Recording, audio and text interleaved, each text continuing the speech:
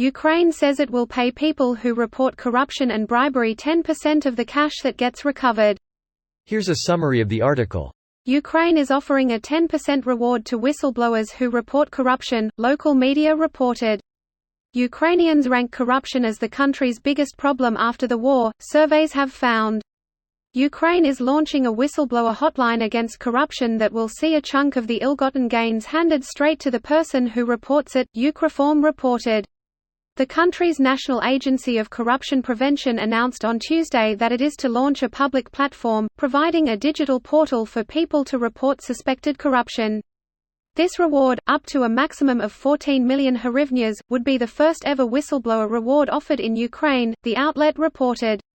The European Union has long emphasized that tackling corruption is a key condition to Ukraine being able to join. The NACP, whose latest initiative was developed with EU support, is one of 3 bodies devoted to rooting out corruption in the country.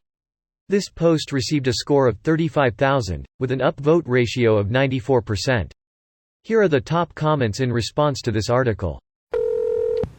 Holy shit. Lol. That's one hell of an incentive.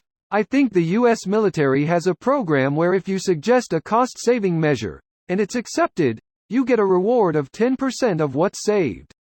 I heard about a guy who suggested using a specific ecologically neutral cleanser to wash off the Air Force's jets. The previous cleanser cost the same amount, but it was horribly toxic, so they had to spend a fortune in making sure the cleaner didn't run off onto the ground, and instead loading it back into a truck and sending it to a toxic waste disposal company. Guy saved the Air Force a ton, and got a check for a couple million, and decided not to re-enlist when his time was up because woohoo. Hank Hill got a check for this, getting rid of the Army Barber Department. It should be noted that the department was the result of a lot of weird accounting shenanigans. Their barber chairs were ludicrously expensive. But the company that makes the chairs also made bombers, and in exchange for buying the chairs they got the bombers for a cheaper price. Hey, things are going well with our barber chair company and it is time that we expand. Anyone got ideas? Barber scissors? Hair dryers? Hair washing stations? Bomber planes? Ooh yeah, I like that idea. Jane, you are now the head of our bomber plane department? Excellent. The US has something similar that pays out 15 to 30% of the recovery, called the False Claims Act for reporting fraud on the government. India should really bring this. I can report the chief minister of my state and be rich AF. Can go report random people and 90% of the time they will be doing something. Hi, I have a list of names I'd like to report. Go ahead. Opens directory and clears throat, Acharya, Arkav. Law. But Akav comes before Acharya, alphabetically. Now he can report the phone book for taking a payoff from Acharya to be first.